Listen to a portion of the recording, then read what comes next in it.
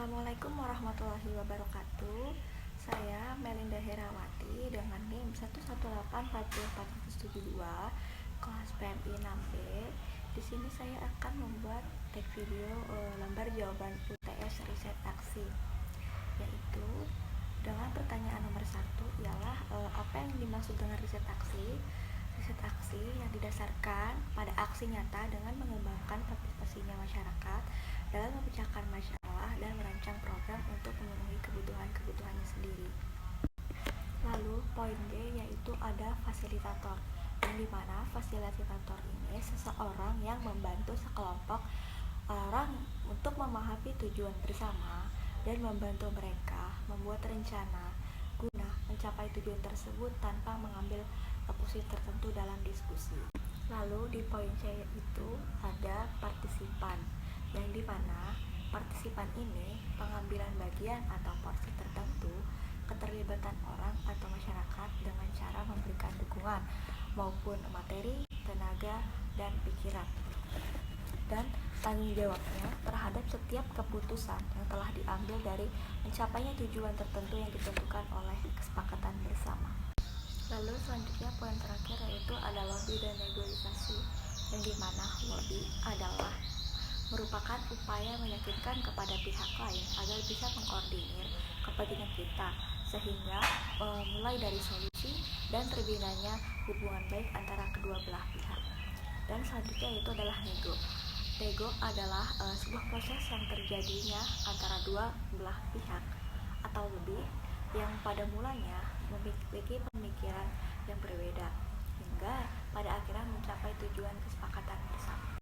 Lalu selanjutnya pertanyaan kedua, kenapa relasi belajar riset aksi harus subjek-subjek? Yaitu yang dimana riset aksi karena masyarakat menempati posisi penting, yaitu sebagai subjek analisis dan narasumber utama, yang dimana belajar sosial memasyarakatkan belajar, lalu membelajarkan masyarakat dan belajar bersama masyarakat. Lalu selanjutnya ke nomor 3, tahapan riset aksi menurut Sisdamas, yaitu di tahap 1 ada sosial awal, lalu rembuk warga, di sini ada pihak-pihak RT atau RW dan masyarakat lainnya, dan menghasilkan output masyarakat sepakat untuk melaksanakan tahapan siklus dari riset aksi. Lalu tahapan kedua yaitu ada organisasi masyarakat yang memilih atau di mana organisasi masyarakat ini harus yang relevan. Lalu memilih tokoh, mulai dari tokoh agama, tokoh masyarakat, dan lalu memulai rembukan warga. Lalu ada organik yang berbentuk paguyuban yang bagus ada narasinya dengan super tim yang bagus. Lalu selanjutnya di tahapan kedua ini semua dalam forum mengikuti atau menggali program-program apa saja yang harus dirisetkan, dan ada harus satu yang paham di ranah kemasyarakatan. Lalu selanjutnya tahap ketiga yaitu perencanaan partisipatif, distabulasi, melakukan program-program di mana ada volume, frekuensi, dan harga. Di sini bisa dicakup dokumen perencanaan partisipatif. Dari mana kemungkinan sumber dana yang didapatkan? Lalu konsepnya itu harus sudah ada prioritasnya, jadi harus terkonsep dan sudah benar-benar fix. Lalu ada bahannya, darurat, penting, dan itu sudah dalam bentuk visi, misi, tujuan, sasaran, program, dan anggarannya sudah tertata dengan rapi. Lalu di tahap ketiga ini susah menentukan prioritasnya, jadi kita dan masyarakat itu sendiri harus merancang terlebih dahulu untuk semuanya fiksasi dan agar berjalan secara lancar. Itu membuat rencana tahunan dan harus tahu kebutuhan dan kewajiban dan keinginan. Lalu selanjutnya jawaban dari nomor 4 ialah menurut analisis saya terhadap film kisah Nabi Yusuf alaihissalam dalam perspektif pemberdayaan adalah bahwa Nabi Yusuf ini mempunyai sifat kecerdasan dan jiwa pemberdaya, sampai beliau ini bisa mengatasi permasalahan di tanah Mesir dan memberikan kesabaran kepada masyarakat hingga masyarakat mempunyai partisipasi dalam membangun dan mensejahterakan negeri.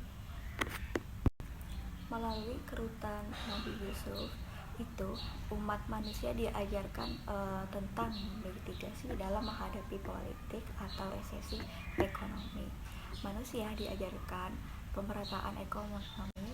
Lalu tahapan dakwah pemberdayaan yang ditemukan Nabi Yusuf ialah membuat sebuah kebijakan mitigasi terhadap mengoperasikan operasi situasi diri, belum memimpin masa syukur itu maupun kebijakan. Lalu Nabi Yusuf hingga operasi intelijen dan kontra intelijen untuk mengamankan kebijakan. Beliau pun ikut terjun membimbing menyebarluaskan. Kerajaan pun memberikan izin untuk memanfaatkan tanah kosong. Beliau pun dengan yang ditanami infrastruktur ikut terjun membimbing menyebarluaskan. Kerajaan pun memberikan izin untuk memanfaatkan tanah kosong.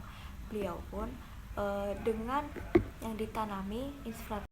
Selanjutnya beliau pun membuat cadangan sistem ekonomi yang dimana merancang pembangunan 7 tanaman yang selanjutnya untuk menyimpan gandum yang disimpannya dapat awet selama 7 tahun. Dengan kebijaksanaan Nabi Yusuf mengajak rakyat itu ikut berperan serta kaum hartawan diminta membayar pajak tahunan. Sekarang juga keinginan diberikan kepada siapapun yang membayar pajak 1 tahun seterusnya. Rakyat yang tidak dipahamkan menyangkut mimpi sang raja bertentang dengan selain berperan serta dan menghindari bencana politik. Mereka juga tertarik keringanan membayar pajak, namun pada akhirnya lubang-lubang dan mereka juga dapat berdiri dan digunakan. Pada akhirnya lumbung-lumbung dari irigasi tersebut dapat berdiri dan digunakan. Lumbung-lumbung tadi mampu menjaga bangsa Mesir menghadapi bencana politik selama 7 tahun. Sekian dari saya. Terima kasih. Wassalamualaikum warahmatullahi wabarakatuh.